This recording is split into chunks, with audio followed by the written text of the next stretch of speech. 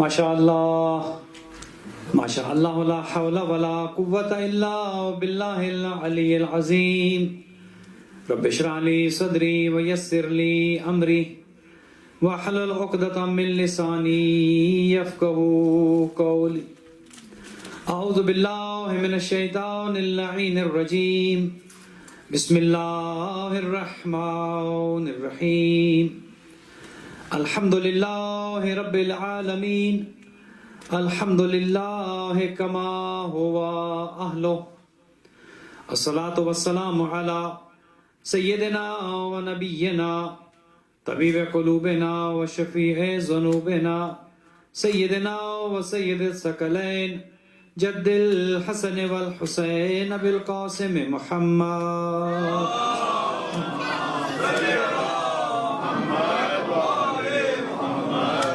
والصلاة والسلام على أهل بيته الطيبين الطاهرين المعصومين الغر الميامين المنتجبين المكرمين الذين أذهب الله عنهم الرجس وطهرهم تطهيرا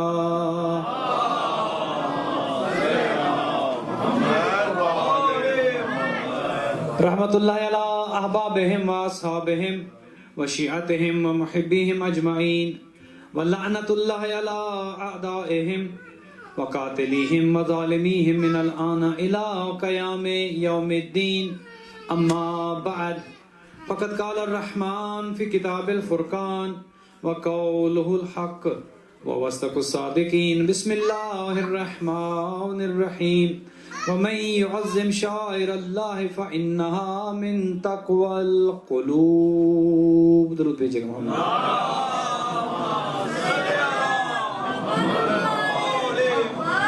خداوند متعال سے دعا ہے آپ تمام مومنین و مومنات کا آج کی اس مجلس انہدام میں جنت البقیع میں آنا خدا عبادت شمار فرمائے.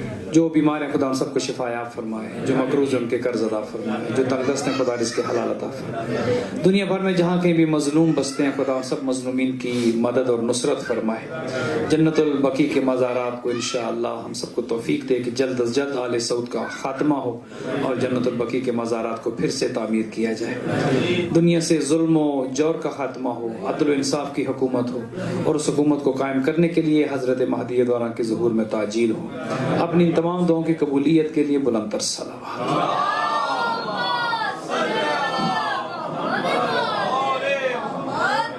آپ کی خدمت میں جو آیہ مجیدہ میں نے تلاوت کی ہے اور عنوان آپ جانتے ہیں کہ یہ مجلس کے جو 8 شوال کو کی جاتی ہے، 8 شوال وہ سیاہ ترین دن ہے تاریخ کے نقشے پر کہ جس نے ملت مسلمہ کے دلوں کو بالعموم اور ملت تشیع کے قلوب کو بالخصوص افسردہ کیا ہے، اداس کیا ہے، غم زدہ کیا ہے. چونکہ یہ وہ دن ہے کہ جس دن ان مقدس مقامات کے مزارات کو منہدم کیا گیا، گرایا گیا.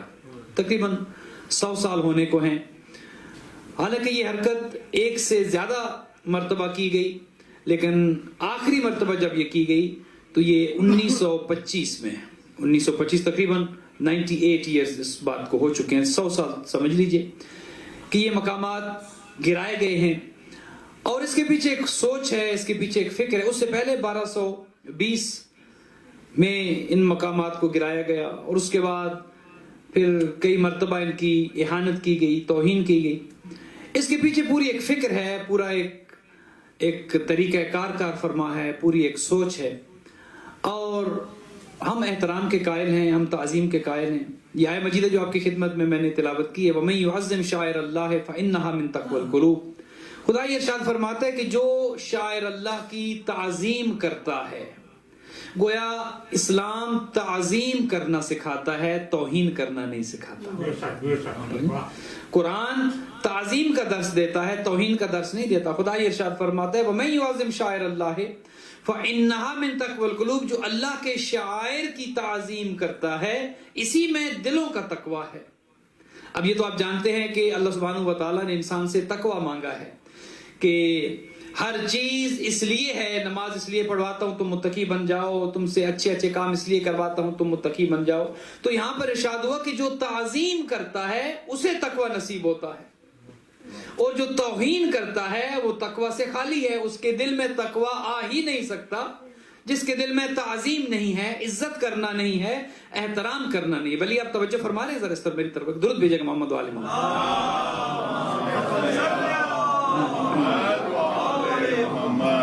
توہین کرنا اسلام کی تعلیمات کے خلاف ہے. یہ ایک مکمل ایک فکر ہے. ائمہ اہل سنت کے جو ہمارے اہل سنت بھائیوں کے 4 بڑے ائمہ ہیں کہ جن میں امام شافعی ہیں, امام مالک ہیں, امام ابو حنیفہ ہیں اور امام احمد بن حنبل ہیں. دیگر 3 ائمہ کی سوچ ذرا مختلف ہے. امام شافعی کا طریقہ کار مختلف ہے, بلکہ وہ تو یہاں تک کہتے ہیں کہ اگر اہل بیت کی محبت کا نام رافضیت ہے تو وہ کہتے ہیں میں سب سے بڑا رافضی ہوں. اہل سنت کے امام شافعی ہیں, وہ یہ کہتے ہیں کہ اگر اہل بیت کی محبت کا نام شیعہ ہونا ہے تو مجھ سے بڑا شیعہ کون ہے. ان کی یہ سوچ ہے, مجھ سے بڑا رافضی کون ہے. اگر اہل بیت کی محبت کا نام رفض ہے یا شیعیت ہے تو امام اہل سنت امام شافعی کا عقیدہ یہ ہے کہ بلکہ وہ تو یہاں تک فرماتے ہیں کہ اے اہل بیت محمد, آپ کا مقام و مرتبہ اس سے بڑھ کر کیا بیان کروں کہ اگر تم پر, یہ امام شافعی کا عقیدہ بیان کر رہا ہوں, امام شافعی کہتے ہیں کہ اگر تم اہل بیت محمد پر نماز میں درود نہ بھیجا جائے تو شیعہ ہو یا سنی نماز قبول ہی نہیں ہوتی.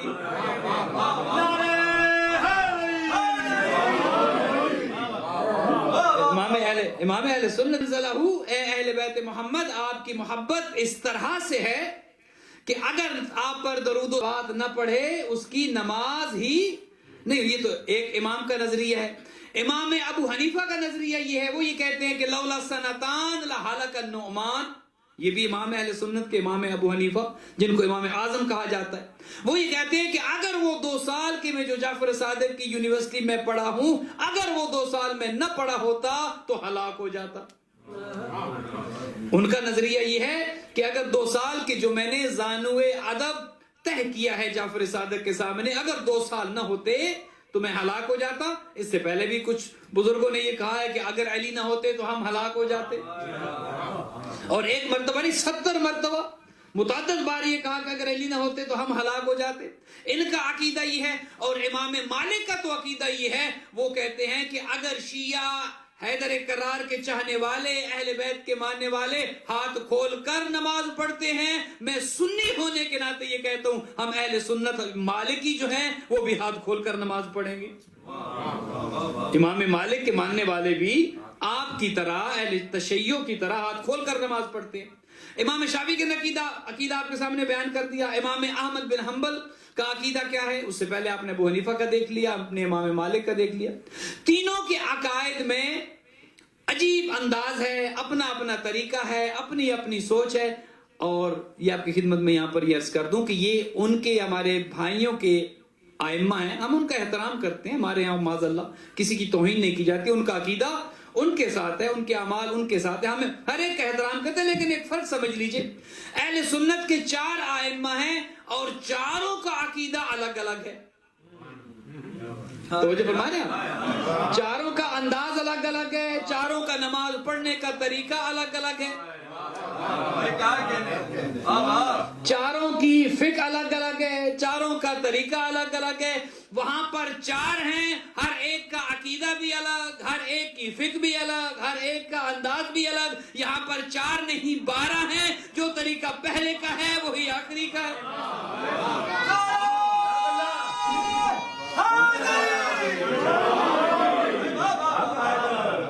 نہ نماز پڑھنے کے طریقے میں فرق ہے, نہ فقہ میں فرق ہے. جو پہلے نے کہا وہی دوسرے نے کہا, جو دوسرے نے کہا وہی تیسرے نے کہا, جو تیسرے نے کہا وہی آخری نے کہا. یہ وہ ہے, ان کا قول بھی الگ ہے.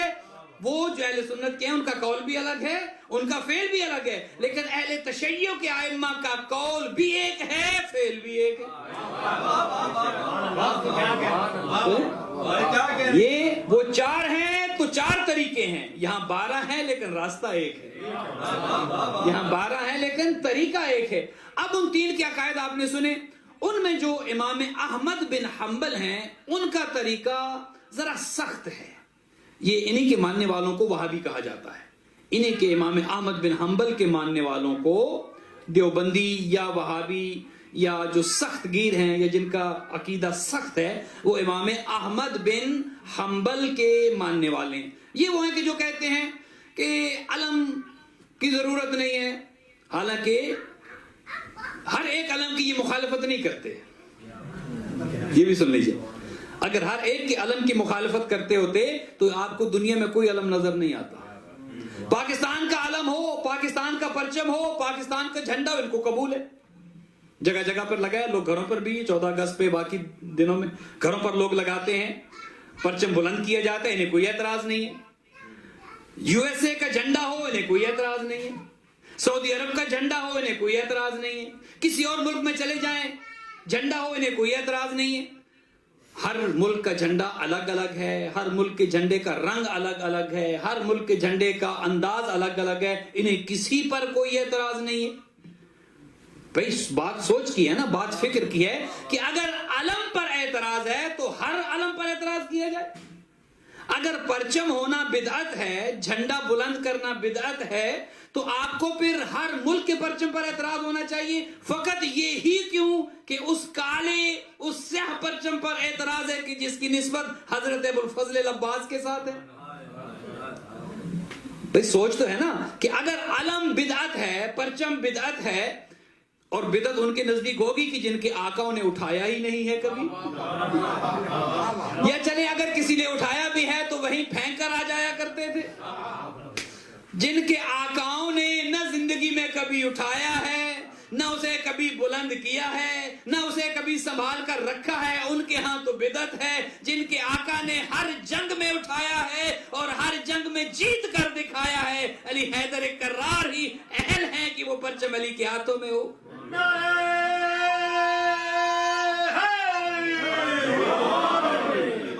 تو جن کے آقاؤں نے کبھی اٹھایا ہی نہیں ان کے ہاں بدعت ہو سکتا ہے، لیکن جن کے مولا نے ہر جنگ میں بلند کیا، ہر جنگ میں اٹھا کر رکھا اور جنگ کو جیت کر دکھایا، ان کے ہاں علم کا اٹھانا سنت ہے. اچھا، کسی علم پر اعتراض نہیں، کسی پرچم پر اعتراض نہیں، اس میں کوئی رنگ ہو، اس میں کیا لکھا ہے، کسی پر اعتراض نہیں. اعتراض ہوتا ہے تو اس پرچم پر کہ جس کا رنگ سیاہ ہے. بھائی تعصب ہے یہ نہیں ہے؟ اگر ہو تو آپ کہیں بھئی یہ جتنے پرچم ہیں کوئی نہیں ہونا چاہیے، اس کا اسلام کے ساتھ کوئی تعلق نہیں ہے، آپ کو کوئی اعتراض نہیں. ہر علم، ہر پرچم جو ہے وہ آپ اس کو قبول کرتے ہیں، آپ اس کو اٹھاتے ہیں، بلکہ آپ اس کی تعظیم بھی کرتے ہیں. کیا ایسا ہے یہ نہیں؟ کبھی آپ نے دیکھا ہے معاذ اللہ کہ پاکستان کے پرچم کو معاذ اللہ کسی نے اس کی توہین کی ہو؟ بلند کیا جاتا ہے، اٹھایا جاتا ہے، اس کی تعظیم کی جاتی ہے. ہر ملک کے رہنے والے اپنے اپنے ملک کے پرچم کو بلند رکھتے ہیں، کسی کو کوئی اعتراض نہیں.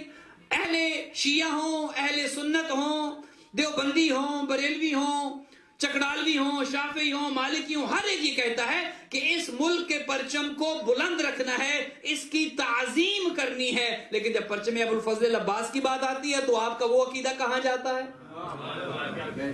اگر ایک پرچم کے جس کا تعلق آپ کے ملک کے ساتھ ہے، مذہب کے ساتھ نہیں، اس پرچم کی تعظیم تو آپ کے نزدیک جائز ہے، اور وہ پرچم کی جو رسول اللہ نے علی حیدر کرار کو دیا اور ہر جنگ میں بلند رہا، اس پرچم کے بلند کرنے پر آپ کو اعتراض ہوتا ہے. اس کا مطلب یہ ہے آپ پرچم کے مخالف نہیں ہیں. پرچم کے مخالف ہوتے تو ہر پرچم پر اعتراض کرتے، ہر جھنڈے پر اعتراض کرتے، ہر علم پر اعتراض کرتے. اس کا مطلب یہ ہے آپ اس خاص علم کے مخالف ہیں جس کا تعلق علی حیدر کرار اور علی کی آل کے ساتھ ہے. نعرہ حیدری! ایک درود بھیجے گا محمد والا.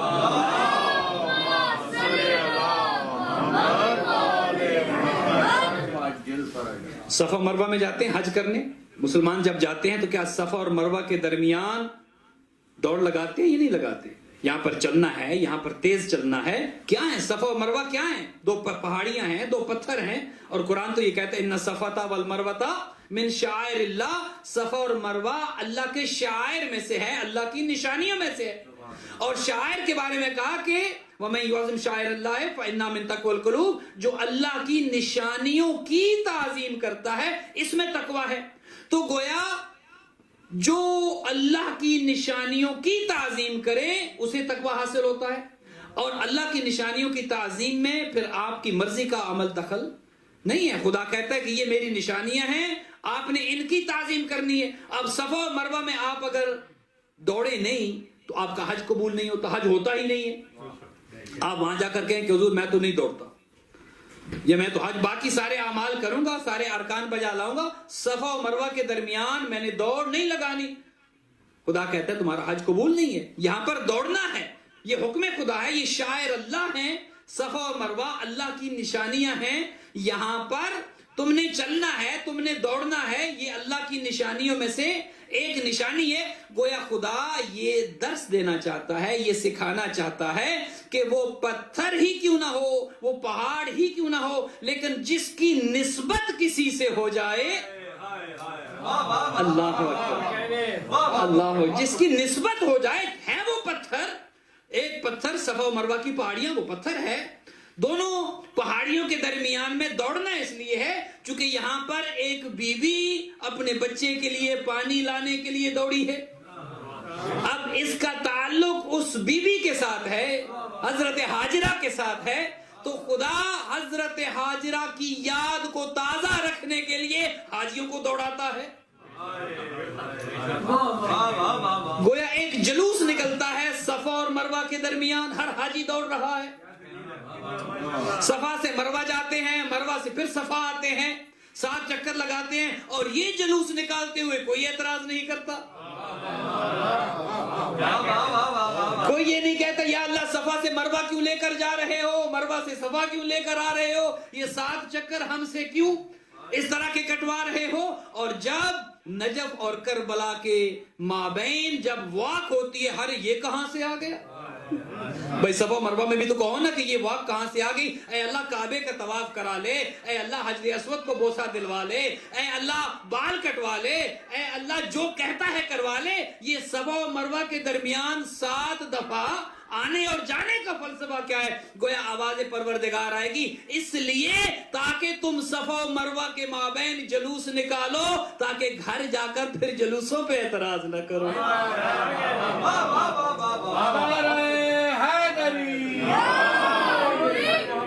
محمد صلوات.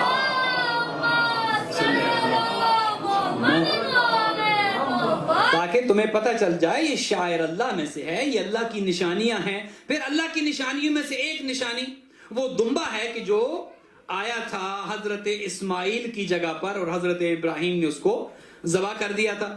اب ہر حاجی پر واجب ہے, یہ آپ کے ہاں تو جب قربانی یہاں ہوتی ہے تو سنت ہے, لیکن حج پر جو جاتا ہے اس کے لیے قربانی کا کرنا واجب ہے. قربانی کرنی ہے اس نے. بھلا کوئی کہے کہ ہم, قرآن یہ کہتا ہے کہ وہ قربانی کا جانور اس کی تعظیم کرنی ہے, وہ بھی شاعر اللہ میں سے ہے, وہ بھی اللہ کی نشانیوں میں سے.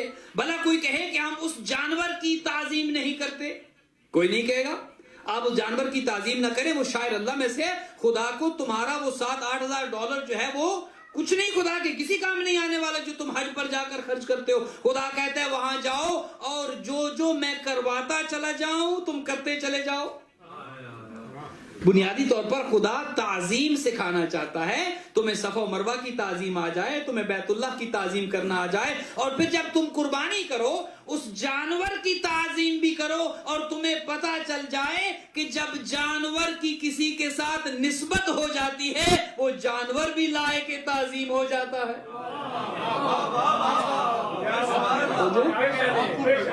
وہ جانور بھی لائق تعظیم ہو جاتے ہیں. اس جانور کا تعلق کس کے ساتھ ہے؟ حضرت اسماعیل کا فدیہ بنا. اب وہ جانور بھی لائق تعظیم ہے, اس لیے کہا کہ ہر جانور قربانی نہیں کر سکتے, اور جس جانور کو قربانی کرنا ہے اس کی تعظیم کرنی ہے, اس کا احترام کرنا ہے, اس کے کھانے پینے کا خیال رکھنا ہے, اس کی ہر چیز کو دیکھنا ہے. وہ جانور کی جو حضرت اسماعیل کا فدیہ بنا اس کی تعظیم بھی شاعر اللہ میں سے ہے. اب اللہ یہی تو سکھانا چاہتا ہے کہ یہاں پر جب حج کرنے آؤ اور اس دمبے کی قربانی کرو تو یہ سمجھ لو اور یاد رکھو کہ اس شاعر اللہ کی بھی تعظیم کرنی ہے, تاکہ جب گھر واپس جاؤ تو حسین کی یاد میں نکلنے والے گھوڑے پر پھر اعتراض نہ کرتے نظر آؤ.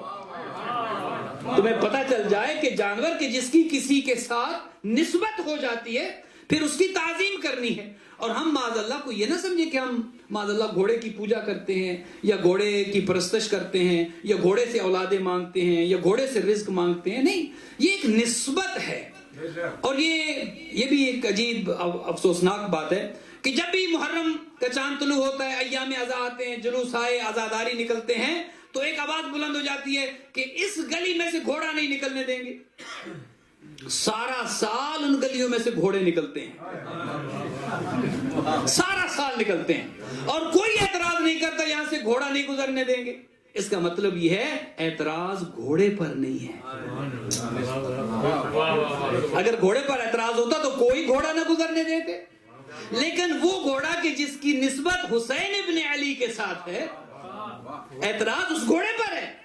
اس کا مطلب یہ ہے کہ آپ کا گھوڑے پر اعتراض نہیں، اس گھوڑے کے جس کی نسبت حسین ابن علی کے ساتھ ہے، جو شاعر اللہ میں سے ہے، آپ کو تکلیف اس گھوڑے کے ساتھ ہے۔ قرآن تو یہ کہتا ہے کہ یہ سب اللہ کی نشانیاں ہیں، اور شاعر اللہ وہ ہوتی ہیں جو آپ کو اللہ کے قریب کر دیں۔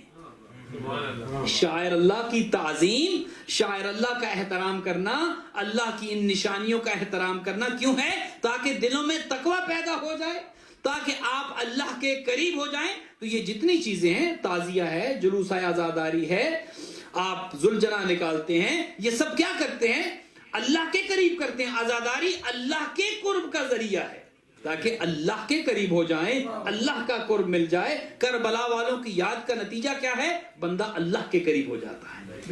عزاداری ہدف نہیں ہے، یہ سن لیجئے، عزاداری ہدف نہیں ہے، عزاداری وسیلہ ہے۔ عزاداری وسیلہ ہے اس ہدف تک پہنچنے کے لیے جس ہدف کے لیے حسین ابن علی نے جان دی ہے۔ یہ سارا ہدف ہے۔ ہم جب جاتے ہیں، کربلا جائیں، نجف جائیں، مقدس مقامات پر جائیں، تو ہم جو زیارت پڑھتے ہیں، ہم ان اہل قبور کی عبادت نہیں کر رہے ہوتے۔ یہ جو جن کا نظریہ یہ ہے کہ قبور کو گرا دیا جائے اور قبر نہیں بنانی چاہیے اور مزارات کو گرا دیا جائے، اور جب پوچھا جائے بھئی کیوں گرا دیا جائے، تو کہا ان کی عبادت ہوتی ہے۔ بھئی کون عبادت کرتا ہے؟ کوئی شیعہ یہ عقیدہ نہیں رکھتا کہ ہم قبر کی یا قبر والے کی عبادت کرتے ہیں، ہمارا یہ عقیدہ نہیں ہے۔ ہم تو قبر والے کی زیارت کرتے ہیں، عبادت نہیں کرتے، زیارت کرتے ہیں۔ اور اپنے اس عقیدے کو ہم واضح اس طرح کرتے ہیں کہ جب جاتے ہیں تو السلام علیکم یا ابا عبداللہ کہہ کر قبر والے کی زیارت کرتے ہیں، اور پھر 2 رکعت نماز زیارت پڑھ کر اللہ کی عبادت کرتے ہیں۔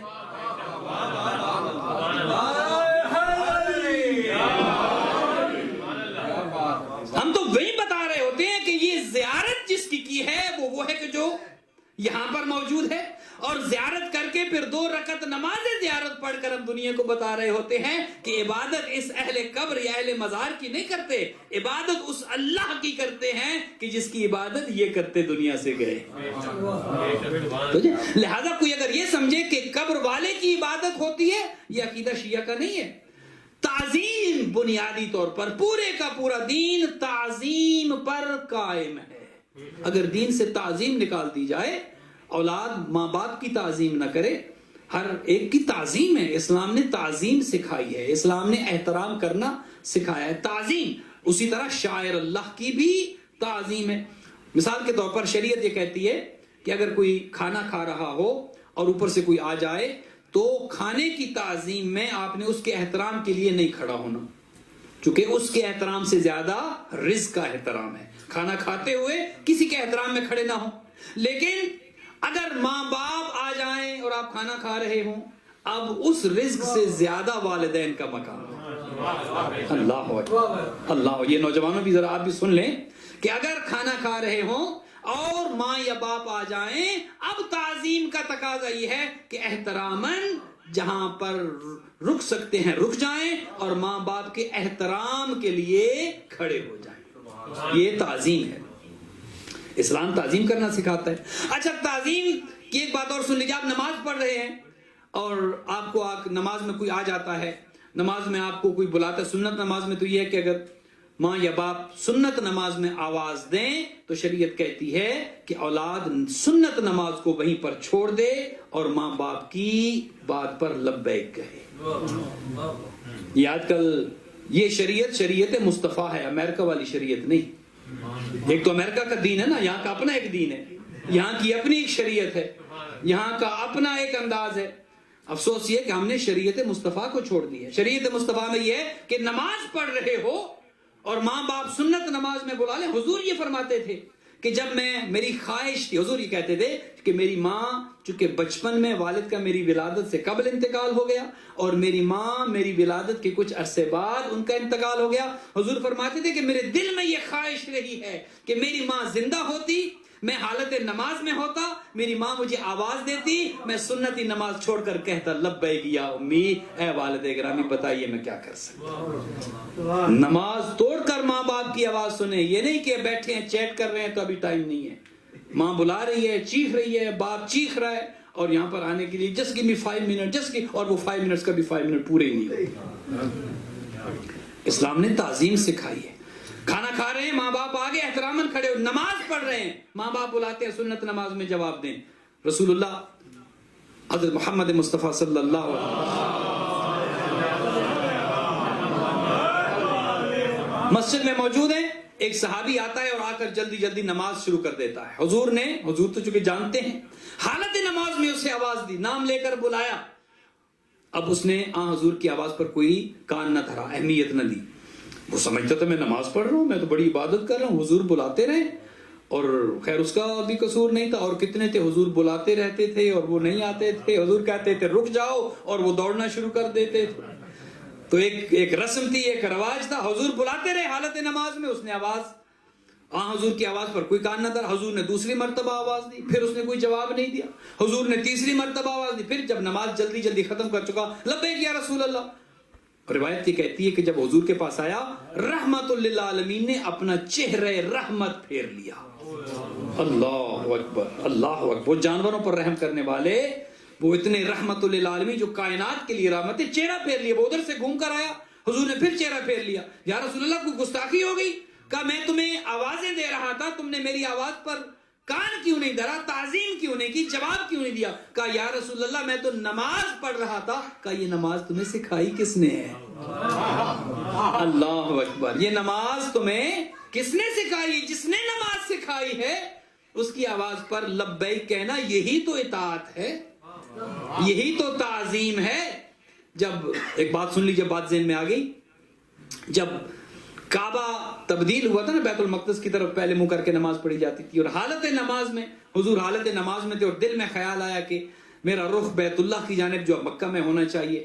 حالت رکوع میں اللہ نے، حالت نماز میں اللہ نے حضور کے دل کی اس سوچ کو جب دیکھا تو فرشتے کو بھیج دیا اور کہا کہ جبریل جاؤ اور میرے حبیب سے کہو کہ آپ کا دل اگر ہے نا کہ کعبہ تحویل کعبہ ہو جائے، اور آپ کا دل اگر یہ ہے کہ آپ بیت المقدس کی بجائے بیت اللہ کی جانب منہ کر کے نماز پڑھیں تو آپ کر لیں. حضور نے حالت نماز میں اپنا رخ تبدیل کیا اور بالکل بیت المقدس سے ہٹ کر حالت نماز میں، نماز کے اندر ہی اپنا رخ تبدیل کیا اور بیت اللہ کی جانب اپنا رخ کیا.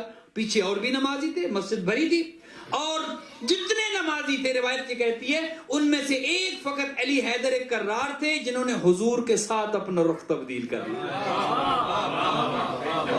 اللہ اکبر. یہ ہے معرفت امیر المومنین. ہر ایک اپنی اسی، اور پتہ نہیں وہ کیا کیا سوچ رہے تھے، حضور کیوں مڑے، کیا ہو گیا، کیا مسئلہ ہوا، ہر ایک اسی جانب اپنا رخ کیے ہوئے نماز پڑھ رہا تھا. جب حضور نے نماز تمام کی تو پوچھا یا علی، جب کوئی نہیں مڑا، جب کسی نے اپنا رخ نہیں پھیرا، آپ نے اپنا رخ کیوں پھیرا؟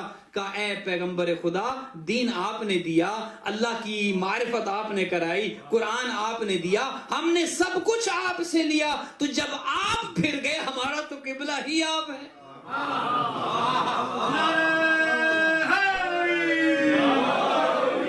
جب آپ پھر گئے تو اب جو ہے وہ تقاضا یہ تھا، تعظیم یہ تھی، اطاعت یہ تھی کہ اب دیکھا نہ جاتا کہ حضور نے یہ کام کیوں کیا ہے. جب آپ پھر گئے تو ہمارا تو قبلہ آپ ہیں، ہمارا تو قبلہ و کعبہ آپ ہیں، لہذا آپ کے. تو باقی جو لوگ تھے وہ یہ سوچتے رہے کہ معاذ اللہ پتہ نہیں کیا ہو گیا ہے. لیکن مولا علی کی معرفت تعظیم سمجھیں، اطاعت سمجھیں، تو تعظیم میں یا اطاعت میں مولا علی نے بھی اپنا رخ پھیر لیا. یہ ہے تعظیم. تعظیم ہے شاعر اللہ کی، وہ بیت اللہ ہو اس کی تعظیم ہے. اور یہ جو مسجدیں آپ بناتے ہیں ان کا بھی احترام ہے، ان کی بھی تعظیم ہے، چونکہ اسلام تعظیم سکھاتا ہے. لہذا جوانوں کو ایک میسج یہ بھی دے دوں کہ جب مسجد میں آتے ہیں، جب امام بارگاہ میں آتے ہیں تو شاعر اللہ کی تعظیم کرنی ہے. اپنے گھر میں اور مولا کے گھر میں فرق ہونا چاہیے. جیسے اپنے گھر میں ٹانگیں پھیلا کر بیٹھتے ہیں، ایسے مولا کے گھر میں، جیسے اپنے گھر میں شارٹس میں آتے جاتے ہیں، کوئی پوچھنے والا نہیں ہے. والدین کو بھی تھوڑا اس پر بھی خیال رکھنا چاہیے. گھر کا ماحول اسلامی رکھیں، آزادی دیں، جائز آزادی دیں، لیکن ماحول اسلامی رکھیں. جتنا پردہ گھر میں ضروری ہے اتنا پردہ گھر میں بھی رکھیں. گھبرا گئے آپ؟ چونکہ بعض اوقات ہوتا یہ ہے کہ جب آپ گھر میں آزادی دیتے ہیں، جب گھر میں پردہ داری نہیں ہوتی، جب گھر میں اسلامی قوانین کا احترام نہیں کیا جاتا، جب گھر میں شاعر اللہ کا احترام نہیں کیا جاتا، تو وہیں سے خرابی پیدا ہوتی ہے. پھر جائز اور ناجائز کی تمیز ختم ہو جاتی ہے. یہ بعد میں رونے سے بہتر ہے سٹاپ سائن جگہ جگہ بچوں کو بتائیں، یہ سٹاپ سائن، یہاں سے آگے نہیں جا سکتے. اتنا لباس کم از کم ہونا چاہیے. اور وہ لباس بچے کہاں سے سیکھیں گے؟ جب ماں اور باپ پورا لباس پہنیں گے. بتانے سے اثر نہیں ہوتا، کر کے دکھانے سے اثر ہوتا ہے. تو کم از کم مولا کے گھر میں اور اپنے گھر میں تعظیم. یہ ایک عام مسجد ہے، یہ بھی شاعر اللہ میں سے ہے، اس کی بھی تعظیم ہے. جب مولا کے گھر میں آئیں تو پتہ ہونا چاہیے کہ اپنے گھر میں بیٹھنے کا انداز اور ہے، مولا کے گھر میں بیٹھنے کا انداز. یہ شاعر اللہ ہے، یہ تعظیم سکھاتی ہے. یہاں پر میری باڈی لینگویج مختلف ہونی چاہیے، ٹانگیں پھیلا کر نہیں بیٹھنا، یہاں پر بے احترامی سے نہیں بیٹھنا، یہ بھی تعظیم ہے. تو اسلام بنیادی طور پر تعظیم کا دین ہے. وَمَن يُعَظِّمْ شَعَائِرَ اللَّهِ فَإِنَّهَا مِن تَقْوَى الْقُلُوبِ کہ شاعر اللہ کا احترام کرنا اسی میں تقوی ہے. اب اسلام، اب چونکہ بات زیادہ لمبی بھی نہ ہو جائے، اسلام میں شاعر اللہ کی تعظیم سکھائی گئی ہے، احترام سکھایا گیا. جس کی نسبت کسی ایسی چیز کے ساتھ ہے کہ جو اللہ کی یاد دل میں تازہ کرتی ہے، ہر اس چیز کا احترام لازم قرار دیا ہے. قبریں ہیں، قبر کا احترام اس لیے ہے کہ وہ قبر والا اللہ کی یاد دلاتا ہے، وہ اہل مزار اللہ کی یاد دلاتا ہے. یہ فرشتوں سے جو حضرت آدم کو سجدہ کرایا گیا تھا، حضرت آدم کو سجدہ کیوں تھا؟ تاکہ فرشتوں کو پتہ چل جائے کہ تعظیم کرنی ہے. حضرت آدم کو جھکوایا گیا، فرشتوں سے کہا کہ سجدہ کرو. وہ سجدہ میں پہلے بھی عرض کر چکا ہوں، حضرت آدم کو نہیں تھا، سجدہ اللہ کو تھا. سجدہ اللہ کو تھا، اللہ کے علاوہ سجدہ نہیں ہے. اور یہ کہتے ہیں کہ جو شیعہ جا کے درباروں پر سجدے کرتے ہیں، نہیں، درباروں پر کوئی سجدہ نہیں کرتا. تعظیم کی جاتی ہے، اہل قبر کا، اہل مزار کا احترام کیا جاتا ہے. انہوں نے اپنی زندگی دین کے لیے وقف کی، دین سکھایا، دین پڑھایا. ہم ان کا احترام کرتے ہیں، ہم ان کی یاد میں جو ہے وہ اللہ کے قریب ہو جاتے ہیں. سجدہ ہم خدا کو کرتے ہیں. حضرت آدم کو جو سجدہ کرایا گیا وہ سجدہ بھی اللہ کو تھا. آدم کی تعظیم کرائی گئی تاکہ فرشتوں کو بھی یہ پتہ چل جائے کہ تعظیم کرنا اسلام کا حصہ ہے. لہٰذا ہم جو مزارات پر جاتے ہیں، وہ نجف اشرف جائیں، وہ کربلا معلی جائیں، وہ مسجد نبوی میں جائیں، احترام کرتے ہیں، ہم ان کی تعظیم کرتے ہیں، چونکہ اسی میں تقویٰ ہے. یہی اہل قبور نے ہمیں دین سکھایا ہے، انہی اہل مزار نے ہمیں دین سکھایا ہے. ہم عبادت ان کی نہیں کرتے ہیں، لیکن ان کا جو نظریہ ہے اہل سعود کا، آل سعود کا، اور ان نجدیوں کا، اور ان پرتشدد فکر رکھنے والوں کا، سب سے پہلے جیسے میں نے آپ کی خدمت میں عرض کیا کہ یہ انہوں نے سوچ لی ہے امام احمد بن حنبل سے. قبریں گرا دی جائیں، مزار گرا دیے جائیں، علم نہیں ہونا چاہیے، کوئی شاعر اللہ میں سے نہیں ہونا چاہیے. بلکہ یہاں تک بتا دوں، یہ مسجد نبوی جو آج موجود ہے، یہ اس مسجد کو انہوں نے دل سے قبول نہیں کیا. کئی بار کوشش ہو چکی ہے کہ مسجد نبوی کو، یہ گنبد خضراء، اس کو گرا، کئی بار کوشش کر چکے ہیں، لیکن انہیں ڈر اتنا ہے کہ شیعہ سنی سب کھڑے ہو جائیں گے. اس ڈر کی وجہ سے ان کے عقیدے میں مسجد کا اس طرح سے گنبد کا ہونا، مسجد نبوی پر روضہ رسول کا ہونا ان کے عقیدے کے خلاف ہے.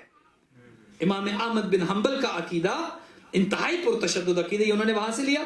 اور اس کے بعد پھر اسی فکر کو آگے پروان چڑھایا ابن تیمیہ نے. ابن تیمیہ کی فکر، یہ آج زیادہ تر جو وہابیت پھیلی ہے، انہوں نے اس فکر کو امام احمد بن حنبل اور اس کے بعد ابن تیمیہ سے لیا ہے. اور ابن تیمیہ کے بعد عبداللہ ابن وہاب کے جس کے نام پر یہ وہابی مشہور ہیں، یہ فکر پھر اس نے آگے بڑھائی ہے، قبور کا نہیں ہونا چاہیے اور مزارات کا نہیں ہونا چاہیے۔ اسی فکر پر اہل سعود کے ایک مفتی نے فتویٰ دیا۔ پہلے تو 1220 میں قبور کو، مزارات کو گرایا گیا، اور اب ہندو نے یہ عرض کہا تو یہ جنت البقیع آپ میں سے اکثر جو حاجی بیٹھے ہیں آپ جا کر دیکھ چکے ہیں، جو نہیں گئے خدا ہم سب کو لے کر جائے اور آپ حج کریں اور ان مقدس مقامات کی آپ زیارت کریں۔ اب جو جنت البقیع ہے، بقیع بنیادی طور پر ایک باغ سمجھ لیں، ایک باغ کو کہا جاتا ہے، اس کا اصل نام ہے بقیع الغرقد۔ وہاں پر غرقد نام کے درخت ہے جس کی نام پر اس کو بقیع الغرقد کا نام دیا گیا۔ حضور جب مدینہ المنورہ ہجرت کر کے مکہ سے آئے تو چونکہ مسجد نبوی اور جنت البقیع کے درمیان زیادہ فاصلہ نہیں ہے، اب تو خیر وہ پہلے تو محلہ بنی ہاشم بھی وہیں پر تھا اور وہ پوری آبادی تھی، اگر آپ نے وہ تصویریں آپ کے ذہن میں ہیں تو حضور نے ایک قبرستان چاہیے تھا۔ سب سے پہلے حضور کے ساتھی مہاجرین میں سے جن کا انتقال ہوا، عثمان ابن مظعون سب سے پہلے مہاجر صحابی، حضور نے ان کو اس قبرستان میں سب سے پہلے مہاجرین میں سے وہ دفن ہوئے، اور انصار میں سے اسعد بن زرارہ وہ دفن ہوئے۔ حضور نے اس قبرستان کو جو ہے وہ منتخب کیا، اور اس قبرستان میں فقط یہ نہ سمجھے کہ اہل بیت کی قبور ہیں، جنت البقیع میں 10,000 سے زیادہ اصحاب کرام کی قبور بھی ہیں، بڑے بڑے صحابہ، 10,000 سے زیادہ صحابی وہاں پر دفن ہیں۔ امہات المؤمنین کی قبور وہیں پر ہیں، حضرت صفیہ، حضرت عاتقہ، حضور کی 2 پھوپھیاں وہ بھی وہیں پر دفن ہیں، حضرت ام البنین، حضرت ابو الفضل عباس کی والد گرامی وہ بھی وہیں پر دفن ہیں، حضرت عباس ابن عبد المطلب، یہ جو آپ قبور دیکھتے ہیں ہمارے 4 ائمہ، امام حسن مجتبی، امام علی زین العابدین، امام محمد باقر، امام جعفر صادق علیہ الصلوۃ والسلام، ان چاروں قبور کے ساتھ ایک قبر جو ہے وہ حضرت عباس ابن عبد المطلب کی ہے، جو حضور کے چچا تھے، ان کی قبر بھی وہیں پر ہے۔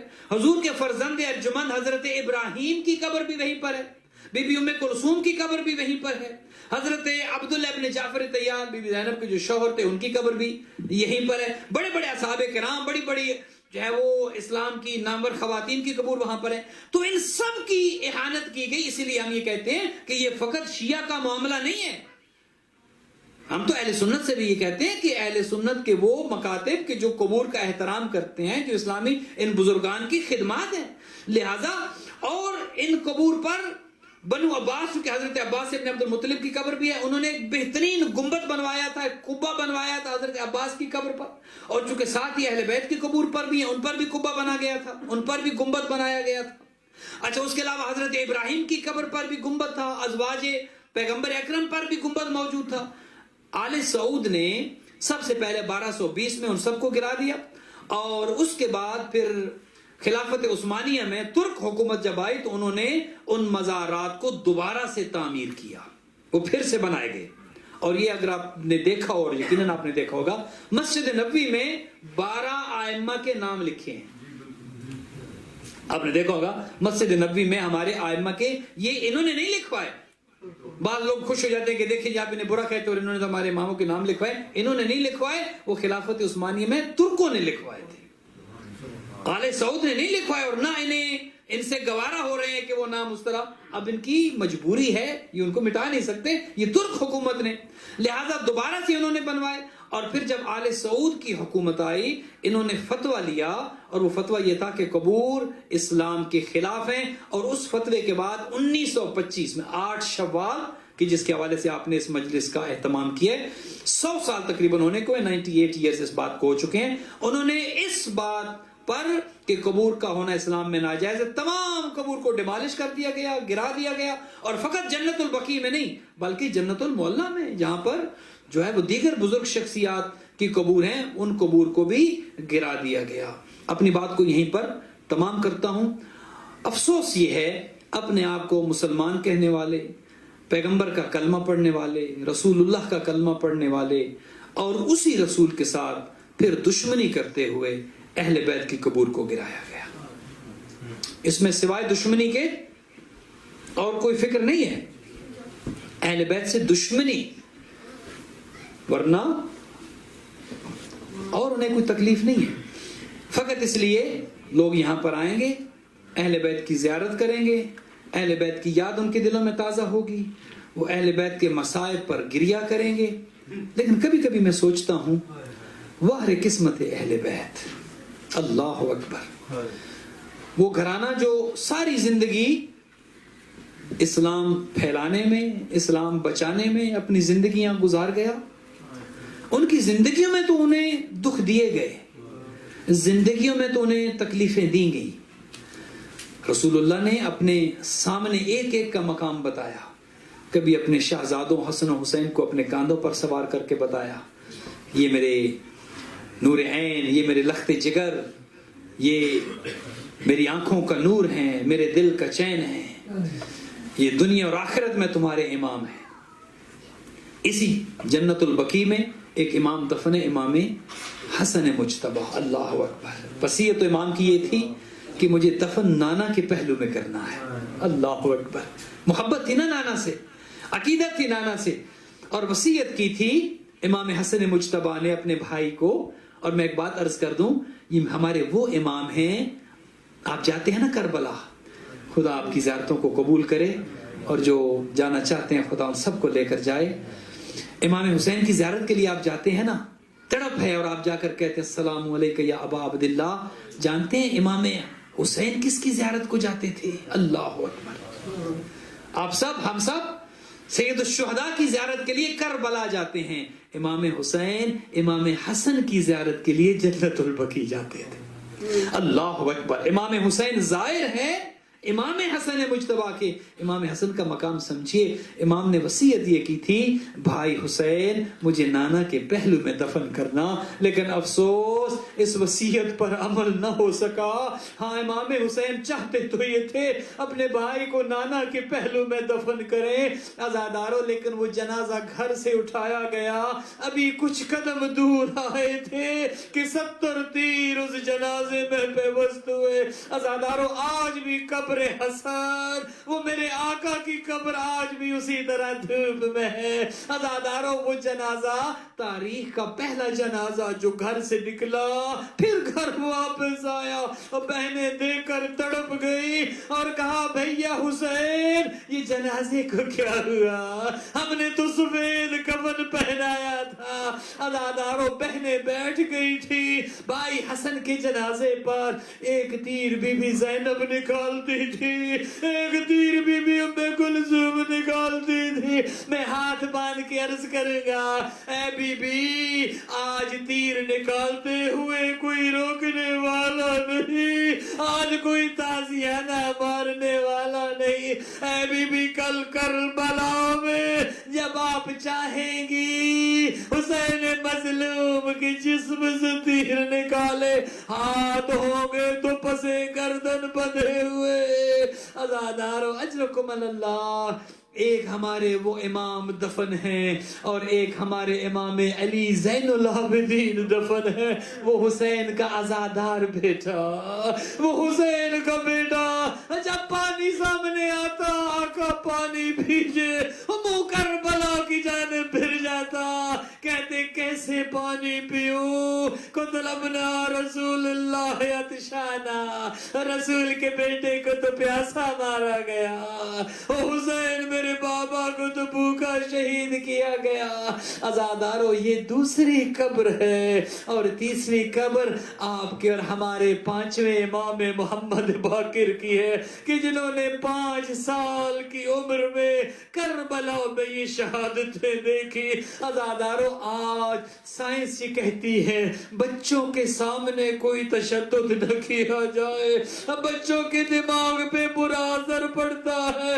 میں ہاتھ باندھ کے عرض کروں گا، مولا امام محمد باقر، آپ کی قسمت مولا، آپ نے اپنی آنکھوں کے سامنے اپنے دادا حسین کی گردن پر وہ کند خنجر چلتے دیکھا۔ میرے مولا، آپ کی عمر 5 سال کی تھی، آپ کے جگر پر کیا گزری ہوگی۔ اجرکم اللہ۔ اور عزادارو، وہیں پر ایک قبر ہمارے چھٹے امام جعفر صادق کی ہے۔ عزادارو اجرکم اللہ، ایک روایت ملتی ہے ایک خاتون کہ جسے گرفتار کر لیا گیا.